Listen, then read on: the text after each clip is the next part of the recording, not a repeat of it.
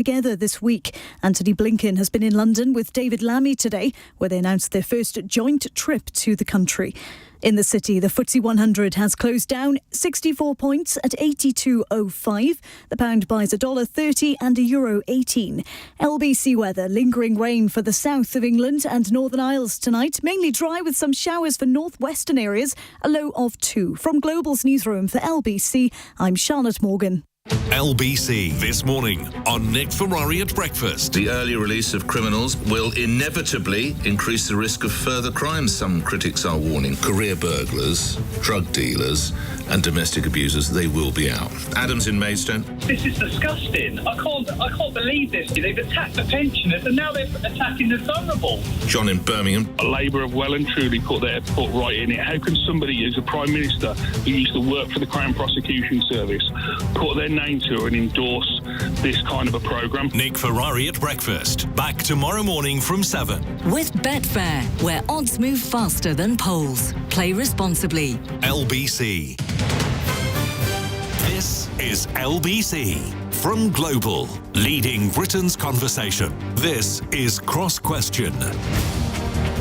And it's Simon Marks sitting in again tonight for Ian Dale, and once again in the chair for Cross Question. A reminder that we do this every Monday, Tuesday and Wednesday right after the news at 8. Your chance to put questions to a panel of 4 prominent guests joining me around the table to address anything that is on your mind this evening. Alongside me tonight, Sir Robert Buckland, former Conservative MP and Cabinet Minister, former SNP MP John Nicolson, who is a journalist and broadcaster, Nimco Ali, social activist and chief executive of the 5 Foundation, a charity that is working to end female genital mutilation, and broadcaster and journalist David Aaronovitch. And you can ask them anything you like. On the day Keir Starmer warned public sector unions that some of his tough decisions will include verdicts on their demands for improved pay, maybe you want to ask whether the Prime Minister is shutting the stable door after the horses bolted.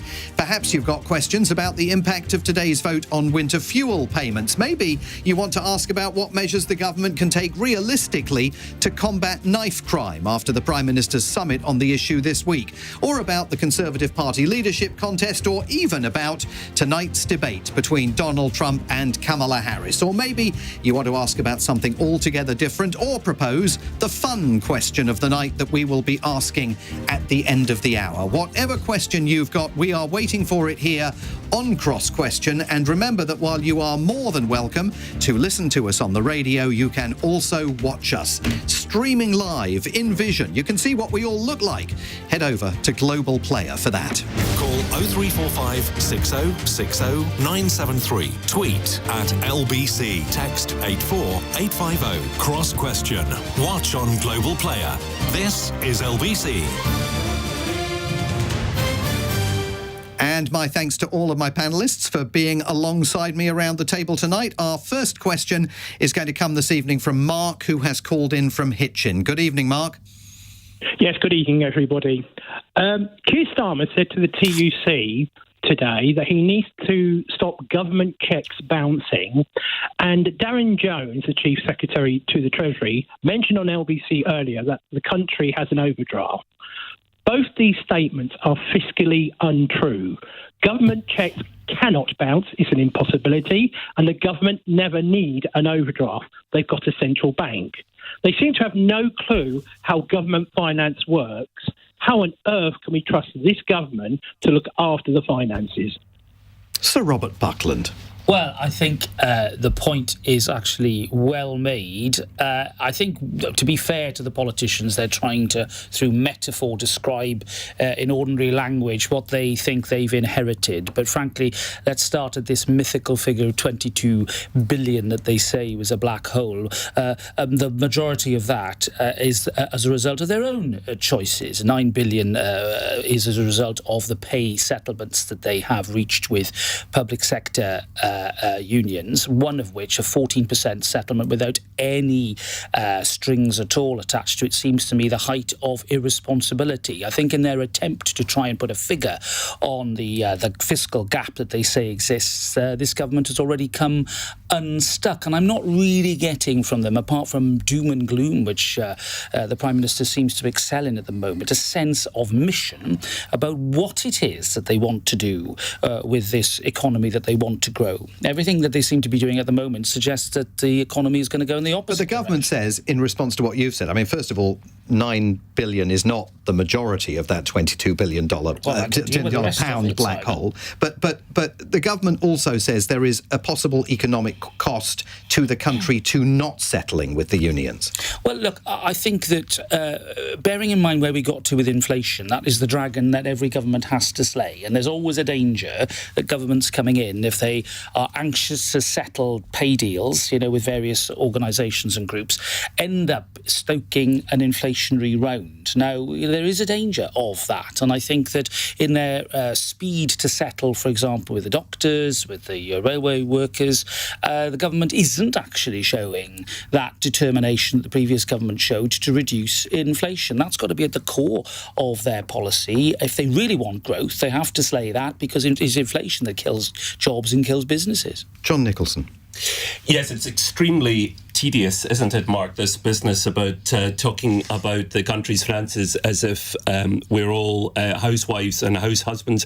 Margaret Thatcher's to blame. She was the one who started all this nonsense about balancing the books like any housewife. This isn't a household. This is a country.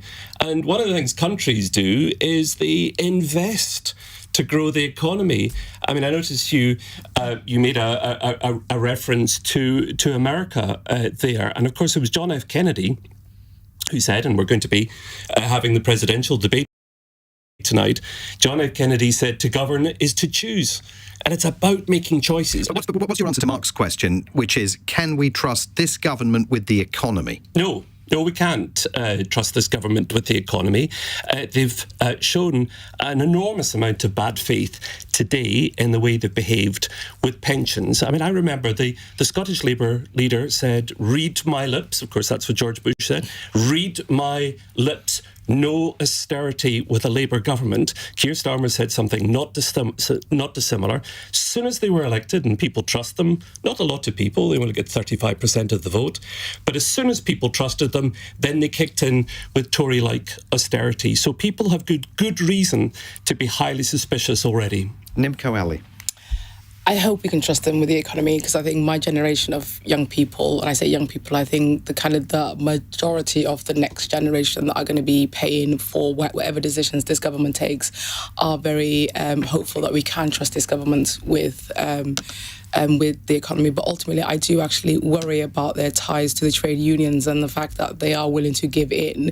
I don't think there's any other party that would need to go to their funders in order to be able to make decisions. So I think these are things that we feel uncomfortable in, especially living in a city like London, where strikes are very fundamental to the way that we get about. So I think that's the kind of the icky feeling that we have at the moment. So you hope they can be trusted, but you've got an icky feeling? I hope, because I have to be hopeful, because they're going to be there for the next 5 years, and that's something that we have to be able to give faith in. And I think unless we, as the majority of the public, give faith to our government, I think that's just going to be a bad sign on the market and so on. But I do, I think a lot of people are not necessarily massive fans of their kind of commitments and their kind of ties to the unions. David Aaronovitch. My watch tells me it's Tuesday the 10th of September, and my memory tells me that this government's been in power since the 5th of July. And I think it's really preposterous to start having a great big barney about whether you can trust them with the economy 9 weeks in. It's silly. I mean, I completely get that the metaphor is an irritating one, but it's not very long ago that we had the Liz Truss interregnum where, OK, I'm not quite sure, Robert, what metaphor you would use for the circumstances in which the government is not trusted fiscally by the markets and by other people, and that therefore you have a fairly major catastrophe. But I think that's the kind of thing which Labour is partially worried about and which it's pointing to. Before the election even happened, those of us who were kind of looking at it from a completely cold expert policy analysis view rather than from a political point of view, were well aware that Labour's inheritance was fiscally very poor. That an awful lot of commitments weren't essentially funded. It had also boxed itself in slightly with things, the biggest one of which is the national insurance cut, which the government, the last government, imposed, and which Labour said it wouldn't reverse. So it has boxed itself into, it has certain limited room for manoeuvre. And I think quite a lot of the other irritations which people are talking about are kind of relatively minor.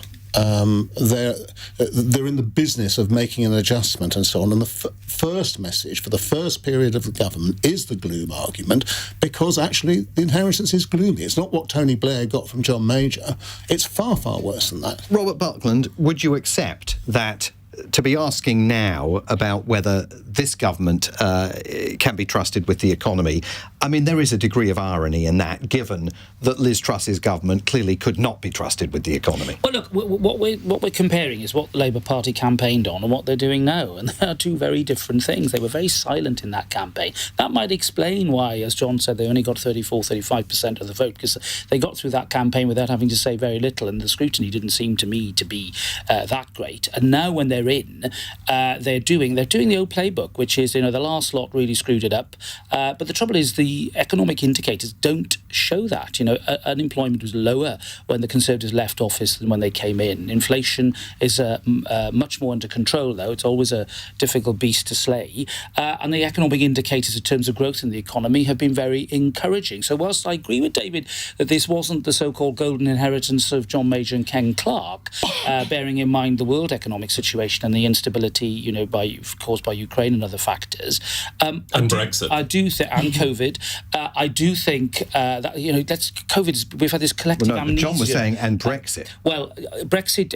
Look, he heard me. I was a Remainer, and I don't resile from that argument at all. But what I was about to say was this collective amnesia about the effect of COVID on our economy and the world economy and on our spending is something I think we've got to get over very quickly and realise that in terms of what we spent in that crisis, there comes a reckoning, and this government now is having to face up to some pretty stark facts that it sought to avoid when it was campaigning. I've spent my whole adult lifetime hearing every single incoming government blame the previous government for the mess they've left this country in, and saying we have to take tough decisions. And it always seems to be the same kind of people who end up paying for those tough decisions, doesn't it? I mean, with Labour, it's not the bankers, it's the pensioners tonight. And Labour's trust has collapsed, despite what David said. And I take David's point, it's a new government. But Keir Starmer's trust levels must be causing his advisors to gnaw their knuckles, because they've collapsed in an unprecedented way. It is curious that today, when the Prime Minister spoke at the TUC, there were chants from at least one person in the room urging him to tax the rich. And when the winter fuel allowance vote was announced in the House of Commons, there were cries of shame. I mean, that does suggest, doesn't it, that the honeymoon period at least is... There is a huge irony, which is that actually the last government, the Conservative government, did tax the rich.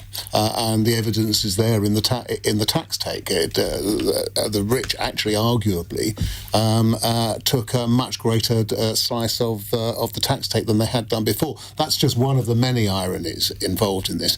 I mean, I can understand why politicians politic, and I can understand why John says what he does, etc. And I imagine, John, that when the SNP came into power in Holyrood, it did exactly the same thing. However, before the election, and this is where I will stand on it, those people making the analysis about the kind of inheritance Labour had said it would be bad. It would be fiscally bad, and they would have to be tough. And some of the things that people and experts were talking about were things like means testing, the fuel allowance, which it is true that some people on the edges of pension credit may very well suffer from, but an awful lot of people get it, and they know they get it when they don't need it. And there is a question here, which Nimco might want to comment about a degree of generational justice here, and we've had calls on that in the last couple of shows. Governments have been very good to older people by and large because they vote, and we've had younger listeners calling in and saying there is a fundamental unfairness to what is taking place here. There should be far more focus being placed on benefits for younger people and more means-tested benefits for older people. What's your view, Nimco, on that generational issue? I think there is a generational issue, obviously, with the triple lock and everything else that we consistently talk about pensioners. But I do think, again, this is an uncomfortable feeling with taking this fuel allowance so close to winter.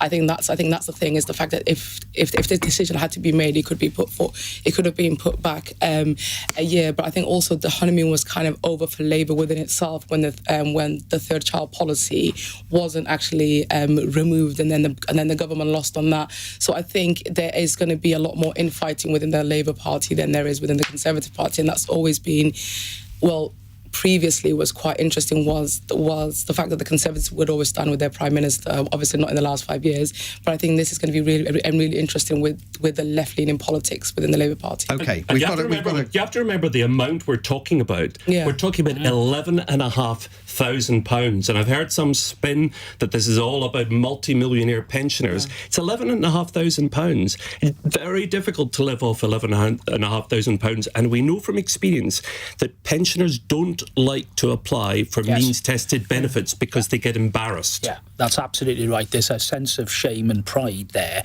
and there are hard-to-reach pensioners who will fall below the threshold who won't get this. Robert, did you? Okay, just a matter of interest. Did you argue against it going in the 2017 Conservative manifesto? That manifesto was a very closed shop, David. There were many things that I wasn't happy about. You just didn't get a chance. I didn't get. I'm not trying to gotcha. I'm just trying to show that actually this has been a big policy dilemma going back some years. And the issue at means testing, it's very often more expensive to do the sort of means test that would exclude the millionaires, and that's why you get the blanket approach, because the bureaucracy just makes it totally self-defeating. Okay, got to get to a break. The next question actually is going to raise one of the issues that Nimco was pointing at there, and that is infighting among Labour MPs. Your questions at 0345 6060 973 to our cross-question panel. You can also text them in at 84850. The time here on LBC, 18 minutes past 8. This is LBC. The Admiral's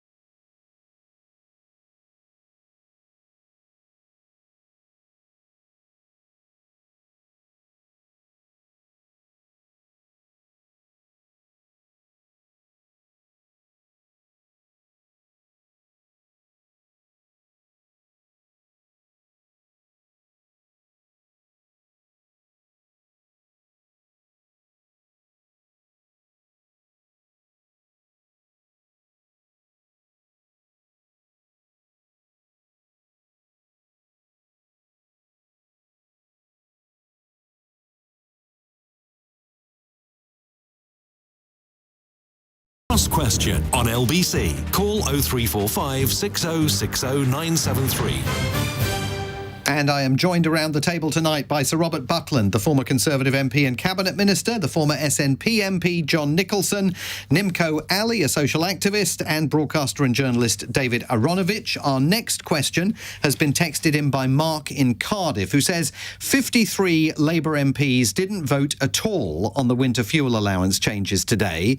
Should they be docked a day's pay for not doing their jobs? How can this be acceptable to just not bother voting? And just to broaden that out a bit, 67 MPs in total across all parties did not vote today. The 53 Labour MPs included several government ministers who will not have voted because they were attending other meetings at the same time.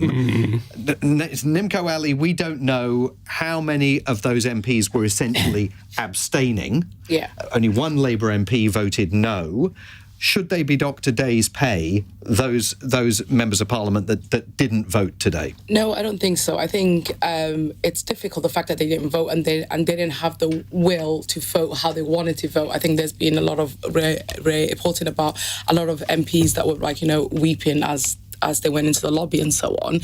And ultimately understanding the ethos and the environment within Parliament, which is very bullying kind of context. I think these MPs should get some compassion rather than us actually having a go at them. So I think they're going to be doing a lot of soul searching. Compassion from the public and compassion from their own party leader? I don't think their own party leader is going to give them any compassion, but I think we, as the general public, should give them. Some of those could be new MPs that have just come into Parliament like 8 weeks ago. I think these are people that are trying to get involved in this whole kind of conversation, because there is the whipping system is an incredible bullying system where these MPs are under an incredible strain in order to be able to vote how they think or how their party wants them to vote. So I think let's just give them some grace. David?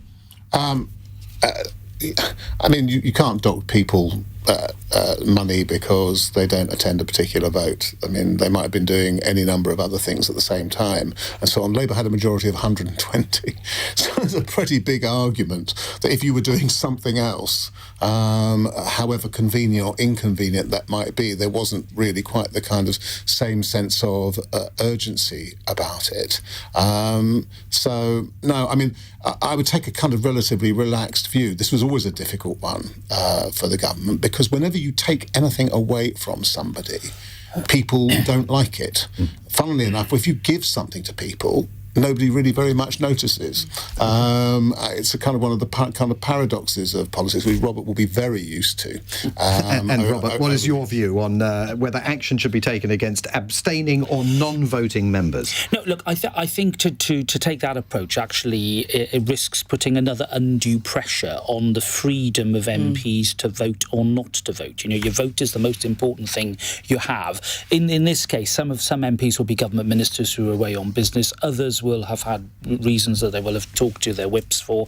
There will be a few, I think there are about a dozen, who did take what we call a principled abstention, in that they decided that they couldn't vote against their government, but they couldn't then oppose the winter fuel policy. That's fine. And I think, I'm sure in turn they'll explain their position. And there are very good reasons why very often MPs do not abstain. I've been in a position of abstaining on certain votes in the past, as well as voting against my government. But I can remember thinking, well, the last pressure I would have needed was a financial one. This needs to be something much more based upon your view or your genuine availability or lack of it. Okay, John. It's an utterly daft idea, I'm afraid, sorry to be blunt, but MPs are perfectly entitled not to vote if they choose not to vote. But there's a different question. Is it brave? And it's not brave. It's not brave not to vote. Now, the people who didn't vote were either doing something else. I think a lot of people would have been desperately trying to find excuses not to be in Parliament tonight. So they'll all been going off for very urgent trips to Outer Mongolia to do some fact-finding, if they possibly can escape. But a lot of them who are here just didn't have the courage to defy the whips. Now, there's good reason for that, which is that Mr. Starmer and his whips are behaving like thugs, and they are bullying Labour MPs, and they're bullying them with the threat of deselection. Now, I think it's perfectly honourable for people to take a principled position against their government. And one of the problems I have with the voting system that we have is it returns enormous majorities like this with a very small proportion of the vote. So you get huge majorities which lead to arrogant government. I am sorry that Keir Starmer has a majority of this size, just as I was sorry that Thatcher and others had majorities that of the size that they did. I think it's much better to have a system like they have at Holyrood, where parties of government have to negotiate, and I think that leads to more moderation. Because if Keir Starmer had to rely on parties like the SNP, for example, or Plaid, or even the Lib Dems, he wouldn't have been able to push through today's pension cut. And I think that would have been made for much, much better decision making. OK, I'm reminded that when Boris Johnson was Foreign Secretary in June 2018, he arranged a trip to Afghanistan to avoid having to vote in favour of a third runway being built at Heathrow. Which he said he would lie down on the tarmac to stop it. And I seem to remember that John Major had very urgent dental work when he was wanting to avoid voting against Margaret Thatcher. So there is a degree of precedent for this. Let's go to our next question, which has been sent in on WhatsApp from Nadim in Leeds. Nadim? And Nadim says, a report from the police watchdog says Rishi Sunak and Suella Braverman's populist rhetoric around two-tier policing of protests made responding to those demos much harder, especially given the recent riots. Do the press and politicians need to take some responsibility for dividing communities, particularly in targeting people of colour, Muslims and asylum seekers? Robert Buckland. Well, look, I think I haven't read the full report, but I think the inspector has, I think, rightly come to a conclusion that despite sometimes a perception that the police aren't entirely consistent, that this mantra about two-tier policing is something that we've got to reject and be very, very wary of. Because what it does, it doesn't just undermine our confidence in the police and actually makes their job more difficult. It causes divisions within our society that I think are entirely divisive and dangerous. If we go back to the events of last year where the then Home Secretary made her public comments about policing, in fact, that led to her getting the sack from the then Prime Minister, and rightly so. You know, it's the job of cabinet ministers when they're at that senior level to deal with matters if they have concerns privately with the Commissioner and with other senior police officers, and to iron out any issues that they might have. But this question is not. But this question's not. Yes, that's what this is about. To go public. It was unacceptable, and I think that the report of the Commissioner makes for very sober. The inspector makes for very sobering reading for those involved, and it's a reminder that the Conservative Party is at its best when it actually supports and upholds the rule of law and the role of our police officers and brings the country together rather than seeks to divide it. That's why I'm a Conservative. That's my brand of conservatism, and that's what I want to see the next leader restore. Nimco Ali? Yeah, 100% I agree. I think there's been some incredibly crass statements made, and I think the former Home Secretary has been very at the heart of that. I think she's appealing to an invisible kind of right-wing audience that are not necessarily her voters or the people of this country. And like, you know, as Rob said, that these police officers are young men and women who are brave enough to take onto our streets and keep us safe. And I think to turn the attack on them was actually just completely uncalled for. David? I think the two-tier policing thing is a particularly poisonous piece of rhetoric. And the other problem with this, it's completely double-edged, because both sides, wherever there are two sides, will complain that they are getting the bad side of the two-tier policing. It's a bit like kind of bias on the BBC, really. It's just, except it's much worse, because if you erode trust, particularly if you're the Home Secretary, but if you're anybody really, if you erode that kind of level of trust in the police and justice system, and it's essentially false, then in that case you erode it for everybody. And under all circumstances. Now, that doesn't mean you can't be critical, but this is different. This is a kind of rhetorical device which is intended actually to put pressure upon the police to act in a particular way, which otherwise they wouldn't do. And John? I agree with David, and as we know, we've seen this from the right with this suggestion that some of the thugs who were caught up with their racism and their attempt to intimidate asylum seekers and others have been subjected to unfair levels of justice. It rather reminds me of some of Trump's rhetoric. I mean, if any community has a concern, it's the black community in London who should have a concern because of the way, historically, policing has operated. I think all parties accept that, but I agree with David that the concept of two-tier policing, in particular for Conservatives, senior Conservatives and candidates running for the leadership to engage in any of this, is insidious and designed to appeal to their political base in a very unsavoury way. OK, more of your questions for the panel here on Cross Question coming up. You can call us at 0345 6060 973. You can WhatsApp your questions to that number as well. You can text us at 84850, or you can ask Alexa to send a message to LBC. The time is now 8:30, and the news headlines come from Charlotte Morgan. Conservative MPs are accusing government ministers of broken promises by cutting the winter fuel payment for all but the poorest pensioners. Sir Keir Starmer saw off a backbench rebellion, but more than 50 Labour MPs abstained from the vote. The US says it's not ruling out granting Ukraine's request for long-range ballistic missiles to fire into Russia. Secretary of State Antony Blinken says it would have to be part of a coherent strategy to help Kyiv. And Mel Stride has been eliminated from the Conservative leadership contest. Robert Jenrick topped the second round of voting by Tory MPs, taking 33, followed by Kemi Badenoch with 28. LBC weather. Lingering rain for the south of England and Northern Isles, a low of 2. Blustery showers drifting in from the north tomorrow with a risk of thunder in the east of England, a high of 16. This is LBC. Jump.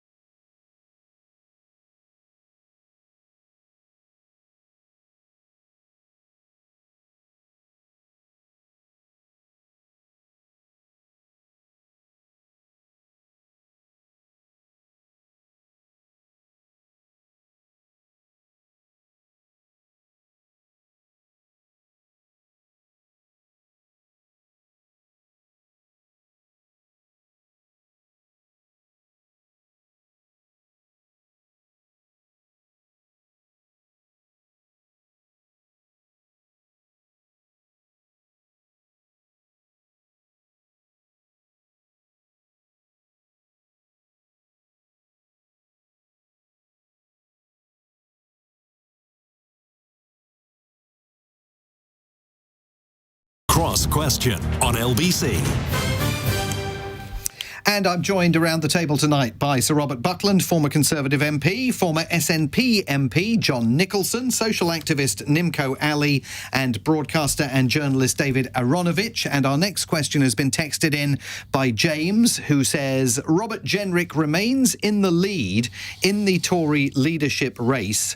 What do you think Tory MPs see in him? This comes after the second round of voting by the Parliamentary Conservative Party today. The former Immigration Minister has topped both of the first two rounds of voting of Tory MPs in the contest, with Kemi Badenoch coming second in both rounds. James Cleverly and Tom Tugendhat also remain in the race. Today, Mel Stride left the island after Priti Patel left it following the first round of voting. Robert Buckland, what on earth do people see in Robert Jenrick? Well, look, I think we're talking about a very small electorate here, and, you know, when you start looking at the margins and actually the numbers, you know, getting 30 votes back in the old days was sort of, you weren't even getting to the threshold of what you needed to actually get nominated. So let's just sort of, you know, to take it all back to where we are and realise that we're talking about very small numbers. I think in Robert's favour, he has worked very hard over the summer. He has got out there, and I know people are saying, well, he's only gone to the members, but actually that will impress a lot of sitting MPs, who will think that this guy is actually serious, he means business. He seems to be running a very professional campaign. I mean, he and I disagree about the European Convention on Human Rights, so let's get that straight out there. I think the idea that a Conservative Party that was at the heart of the creation of this after the war, with Churchill and Sir David Maxwell Fyfe and great Conservatives who were responsible for this, should now give up, walk away and say it's incapable of reform or sensible use, I think is a betrayal of our Tory heritage. And I, for one, will be making that point very strongly indeed at party conference. So Rob at the moment doesn't get my vote on that, but he's working hard, and I think it's paying off at the moment with colleagues. And who are you backing? I'm not getting involved in this campaign. I'm just a member. I do not have a vote. What I'm looking for and listening for is a real sense from any of those candidates that they understand the scale of the challenge. And I will be very, very keen to support candidates who realise you can't define the Tory party according to what Labour, the Lib Dems or, God forbid, Reform are doing. We've got to be both confident and competent. Let's get back to that to begin with, and then we'll be able to advance. Well, let's find out what our former SNP MP thinks some Conservatives are seeing in Robert Jenrick. John Nicholson. Well, his repugnant views. That's what appeals to them, isn't it? I mean, this is the man who painted over, if I remember correctly, Mickey Mouse at a children's detention centre because he thought that made it too warm and welcoming for the poor wee kids who were locked inside. I mean, that is so dysfunctional and strange and weird that it's bound to appeal to Tory members. They'll love him for that kind of viciousness. I mean, they're such a ghastly group, aren't they, really? I mean, the one who's probably most normal of them all is Tom Tugendhat. So obviously he'll get nowhere at all. Tory, he's made it through 2 rounds. Yeah, but he talks normally. He doesn't sound weird. He sounds kind of normal, which is scary for Tory MPs. They were the people who looked at Liz Truss and thought, she's a vote winner. They'd heard her at party conference talking about how there was too much cheese in the country, and they thought that's the kind of normal person who can speak to the average voters, so they elected her. The one I'm really rooting for is Kemi Badenoch. I really hope she wins. Now, Kemi Badenoch was the one who believed the children were identifying as cats. So she sent in Ofsted for an Ofsted inspection to find out if children in a school in the southwest of England were using cat litter because they thought they were cats. Now, Ofsted investigated, discovered that no children were identifying as cats. This is an old internet trope which poor old Kemi believed. So I hope somebody with that degree of poor judgment and strangeness is elected Tory leader, because it will keep them out of power for a long time. OK. Nimco Ali, I heard you agreeing with John's argument that Robert Jenrick has repugnant views. Yes, I completely agree with that, because the whole point is this is a man who on public television said that anybody that says the words Allahu Akbar should be arrested, shows his complete misunderstanding of the faith of Islam, and also how he's actually fueling this dog whistle racism, which Squella, Braverman and Liz Truss had also been fueling. I think the only reason that some of these MPs see anything in Rob is that I think he's got backers that have deep pockets, so they're thinking that they need to be able to fund their future campaigns. But ultimately, the reality is that a lot of the members that he's appealing to at the moment, I'm sorry to say, but are not going to be around in 2030 when the next general election happens. So if the Conservative Party does pick Rob, then they are probably going to be down to single digits at the next election, and they are going to turn away aspirational young people of colour who have been moved towards them. I will defend Kemi and say that she is a competent woman. So if they do want to go a bit right, I think maybe Kemi might be the person to go for. But I think this love affair with Robert Jenrick has to end. And if you were a card-carrying member of the Conservative Party, who would you be backing? Obviously, I think that both Tom and Kemi are credible people. David Aaronovitch, what do they see in Robert Jenrick? I have to admit to a prejudice, which is, a personal prejudice. I really don't like him. I don't like anything about him. I don't like his history. I don't like his past. I don't like his political development. I don't like his rhetoric. I think his history wasn't that bad. So I worked with him at at the Home Office. And when Liz took over, I remember that party conference and we were there. And ultimately he was distressed and he was disappointed because he was back in Rishi. And then I don't know what happened to the man. Is honestly, he has actually lost... He learned a hard lesson, obviously, he has lost the plot. No, I don't like his business history. I don't like... and so I admit to a prejudice about it, which makes it very difficult for me to see him in the round. He's obviously a very competent, a much more competent orator than I thought he was. I saw a kind of Trumpian rally where all people standing behind him holding generic, and you could just imagine it's going to be kind of make Britain great again, etc. That he would that he would go for. He speaks very well for a political position that I don't really think this country needs. But the problem with Kemi Badenoch, just observing her, and you may know better than this, is she, firstly, if she reverses something she herself says, she does it without actually recognising that she's reversed it, and then turns on the people who haven't reversed their position in the same way as she does, and is rude to them. And it struck me as kind of there's kind of an absence of self-knowledge there somewhere, and there's also big reputation for being incredibly brusque with other people, which is actually, I mean, I know Margaret Thatcher did to a certain extent have that reputation, but I don't think she had it when she was elected leader in 75. I mean, I was very young then. You weren't born. I think those might be things that we hold against women, but we don't necessarily hold against male and politicians. I think Kemi is quite credible. I think she was a great minister in gender and really understood about the sex-based rights that she was going to defend. But I also think she is young and she is new to this. Hold on a second. She's the minister for Equality, who had a long track record of hostility to LGBT people. Hello, I mean, she to put her in this position was farcical, I think, and she behaved exactly as one could have anticipated. Isn't the other thing about all of them is not one of them has a sense of humour. None of them have ever been known to say anything remotely funny in public or in private, at least not deliberately. I think James Cleverly is quite funny. I'm kind of suspicious. We've not talked about him. Yeah, I was going to say, isn't he jolly rather than funny? But he's funny as well. He's funny. Does jolly not count? I don't think jolly counts. I remember when teachers used to leave and they wrote in the school magazine, and they'd absolutely no sense of humour whatsoever, and everybody knew that. They would always say that they had a keen sense of fun, which meant they were totally humorous, and their lessons were incredibly long. But I think having a good sense of humour is going to be really important if you're going to take on the leadership of the Conservative Party. You're going to have this panel, comedy. This panel has a keen sense of fun, and I'm going to ask you to try and attach it to our next question, which is an all-encompassing question, but I'd like to get fairly short answers to it. Why is our prison system in such a state? Asks Jamie in Worcester.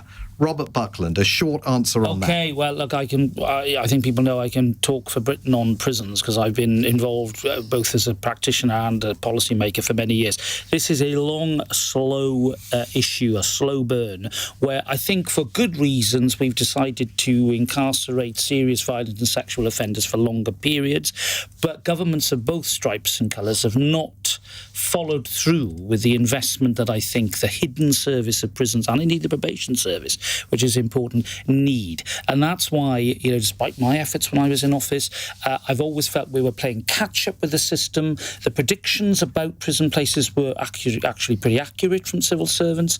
And I, in many ways, sympathise with the current government having to take this measure. They do need to take great care, though, in terms of the scale and pace of releases, that they've actually got it right and that the risk is being managed properly in the community, because heaven help them if there are serious consequences from reoffending. But David Aaronovitch, we are in an extraordinary state here. 1,700 prisoners across England and Wales released early this morning, with the Justice Secretary saying that these early releases were essential to avoid a total breakdown of law and order. We've just seen the report from the Inspector of Prisons. That's absolutely true. This is something that's been absolutely obvious and has been coming at us for very quickly, at least for the last 5 to 10 years.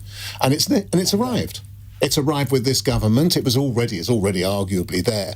The problem is we don't care about prisoners until they do something to us. And then we care an awful lot about it. And actually, we needed to care more and we needed to fund more. And this it's like the rest of the justice system, actually. It's a small disaster. And the problem here is you lose confidence in your justice system. We touched on it earlier, and you lose an awful lot. Nimco Ali, the problem is also, is it not, that the public demands longer sentences, and that fills the prisons with more people? Yeah, but I think we need to start a lot earlier than that. I think there's a complete disconnect between a social welfare system and how we fail a lot of people. So the reality is that a lot of these young people that are in prisons are either have substance abuse or are out of care. And we have this thing, the fact that we just drop kids at the age of 18 when they come out of care, that they're on the streets. And there's also too many convictions for women who are doing non-violent offences. I think we really need to start looking at the way that we actually work with prisoners before they offend and actually look at risky behaviour before they get to the point of needing prison sentences. And John, briefly on prisons? I think we have a very immature debate in the country about prisons and about sentencing. We send far too many people to prison, too many women, too many young people. We send about double number of people to prison that Germany does, and yet Germany has half the murder rate in England and Wales. England and Wales send more people to prison than any other country in Northern or Western Europe, and it's not working. Prison doesn't work. OK, more of your questions to come on Cross Question. Rebecca has texted in to say, I don't want funny MPs. Where she stands on jolly MPs, I don't know. Call us now with your questions for the panel. 0345 6060 973. You can text us at 84850. The time here on Cross Question on LBC is 8:46. LBC. Hello.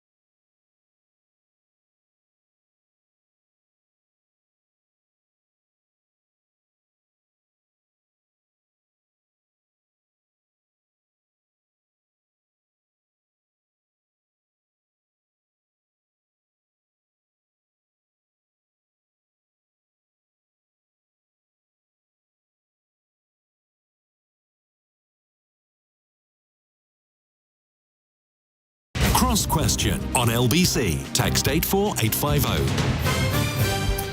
And the panel tonight, Sir Robert Buckland, former Conservative MP and Cabinet Minister, former SNP MP John Nicolson, social activist Nimco Ali, and writer and broadcaster David Aaronovitch. And Nimco, because you're here tonight, we wanted to ask for your reaction to what appears to have been a landmark conviction, the first of its kind, according to the Crown Prosecution Service in England and Wales, a former PhD student convicted of conspiring to commit female genital mutilation.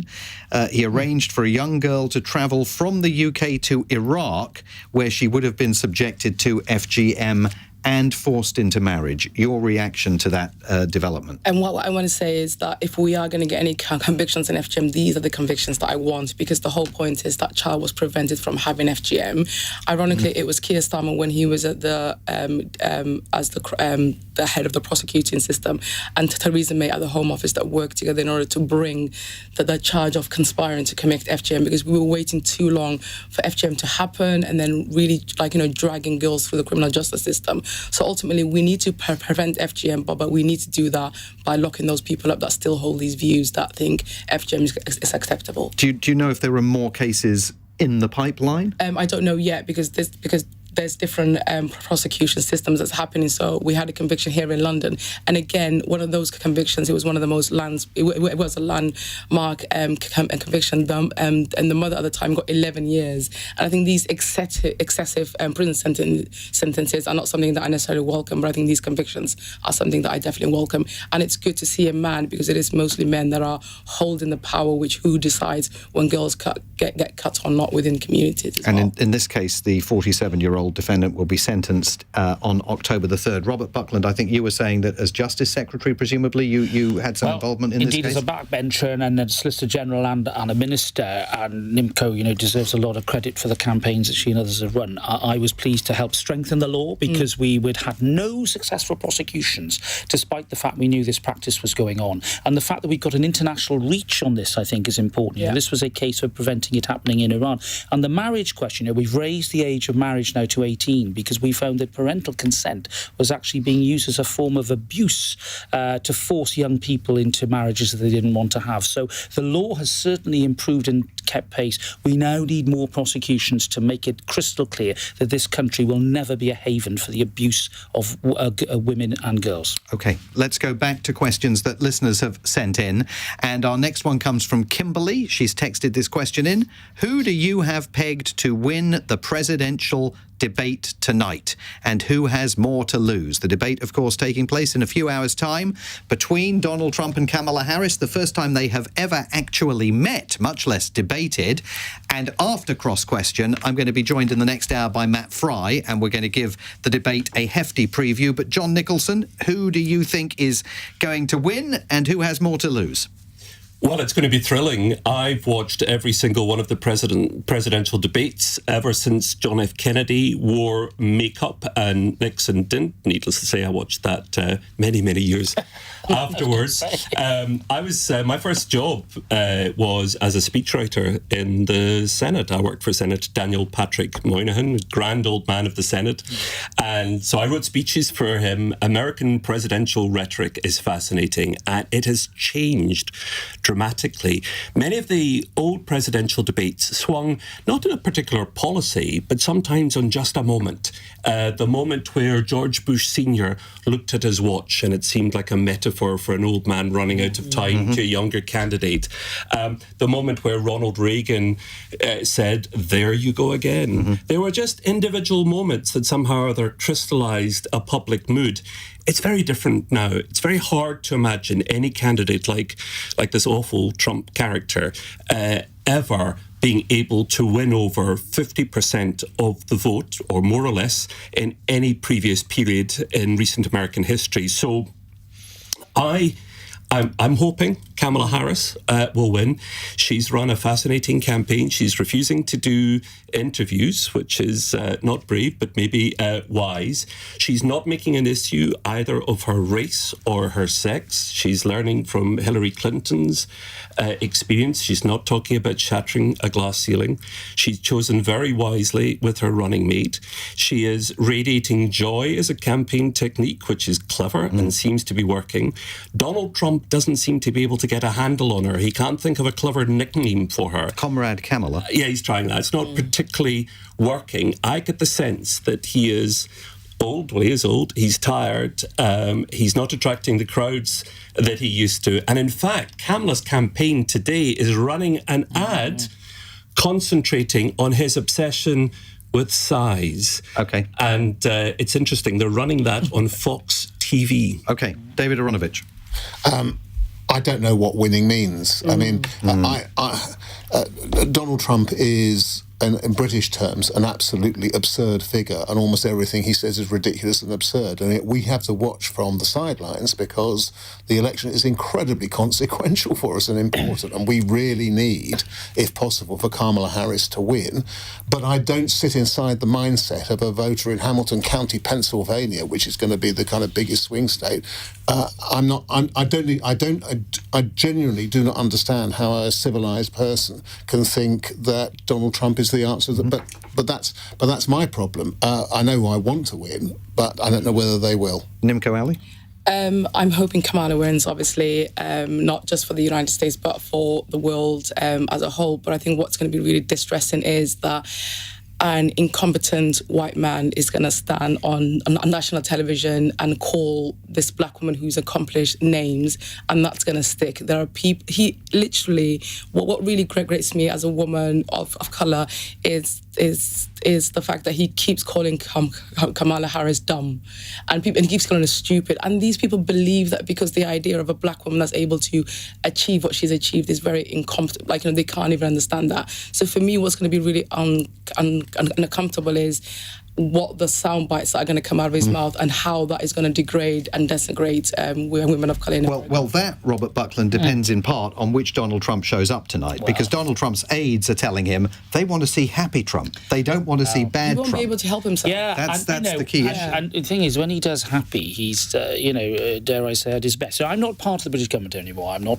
a member of Parliament. I would say the election of Donald Trump to the presidency would be a disgrace to the office of President of the United States. His first term was a shambles, and his second term, at a time when we need strength and certainty and predictability from the White House, would be a real problem for the free world. And much as I think the issues of the presidential election are going to be decided on domestic economic issues, and the Democrats are going to have to do a lot of work in order to convince people out in Pennsylvania, Western Pennsylvania, about that, this race, I think, is going to be a tight one. We've already had a consequential debate. The last debate meant the end of Joe Biden's candidacy. Big moment, and I think that's been pretty transformational for this campaign. But we got the thick end of 2 months to go, and it's going to get very, very tight. Related question from Anthony in Westminster, and it's an A or B answer here. Do polls have a positive or negative influence on elections? John? It depends, doesn't it, really? Sometimes the influence, sometimes people are said to follow polls. People criticise it sometimes, because sometimes polls tip people one particular way. Sometimes they reflect. Sometimes, as in the last election, they were wildly out. I mean, as a political journalist, I hang on polls. I love polls. I love reading them and watching them and enjoying them. But I know that's very eccentric. Robert? I think they have a negative effect. I think polls displace proper policy debate. We had an absolute glut of polls in this election like I've never seen before. I'm old enough to remember the 80s, where you'd have the weekly group of polls coming out every 7 days or so. Whilst perhaps we can't go back to that, I think at the moment polls are crowding out proper policy debate. Some countries, David, where polls are banned in the final week or the final weekend of an election. I change my mind about this all the time, not least because I have some very good friends who are leading pollsters who change it for me. And at the moment, I'm in a state of real indecision about it. And Nimco? I think they matter in the US, but what the polls that don't matter are these Conservative Party leadership ones, where each and every one of them seems to be making up their own polls, where they're always ahead with some kind of one. So I think they work in the US, but not necessarily in the UK and other countries. OK, our fun question of the night to end has been texted in by Tanya in Warwick. Hollywood producers are searching for child actors to play Harry, Ron and Hermione in a new TV remake of the Harry Potter books and films. If you could cast yourself in a remake of any film, what would it be and who would you want to play? Robert Buckland. Well, the Harry Potter theme, it would be Dumbledore, but I think I would love to have been Jimmy Stewart in the Philadelphia Story. Great part, Oscar winner, classic. John? I think I'd like to have been Woodward or Bernstein in All the President's Men, tracking down the nefarious activities of Richard Nixon and toppling him as a journalist. I think that would be very rewarding. Nimco? Well, my favourite film is When Harry Met Sally, and it's not me, but I would love to have cast my grandparents in that kind of real-life segments where people tell their love stories. So that's what I would have liked to do. Like that. David? Darth Vader in Star Wars. You get to stand there. James Earl Jones, the late James, does your voice. All you have to do is stand there looking big, etc. I'm not sure I'm any kind of actor, so that would be perfect for me. I want to be Harry Lime in The Third Man. That is going to do it for us tonight on Cross Question. Tomorrow night, the panel will comprise the MP and former Shadow Chancellor John McDonnell, currently suspended from the Parliamentary Labour Party, the Conservative Shadow Northern Ireland Secretary Alex Burkhart, the journalist and author Eleanor Mills, and the Spectator's political journalist James Heal. I am enormously grateful to our panel tonight. Sir Robert Buckland, former Conservative MP, former SNP MP John Nicolson, social activist Nimco Ali, and broadcaster and journalist David Aaronovitch. And thank you all for your questions on this edition of Cross Question. Into our final hour together this evening, and in 5 hours' time, if you believe the hyperbole, the most important television debate in American presidential history will be getting underway. The first ever meeting between Kamala Harris and Donald Trump of any kind, and the election many observers believe could be the deciding factor in this year's race for the White House. I think this time around, you should probably believe the hyperbole. For Kamala Harris and Donald Trump, the stakes are unimaginably high. Neither can afford to put a foot wrong. For the next hour, Matt Fry joins me in the studio here at LBC before presenting Channel 4's special live debate coverage later tonight. You can ask him anything about the election, and I might even have a crack at answering you as well. On your radio, on Global Player, and Play LBC. leading Britain's conversation. This is LBC. From Global's newsroom at 9 o'clock, the government has suggested prisoners could be put up in hotels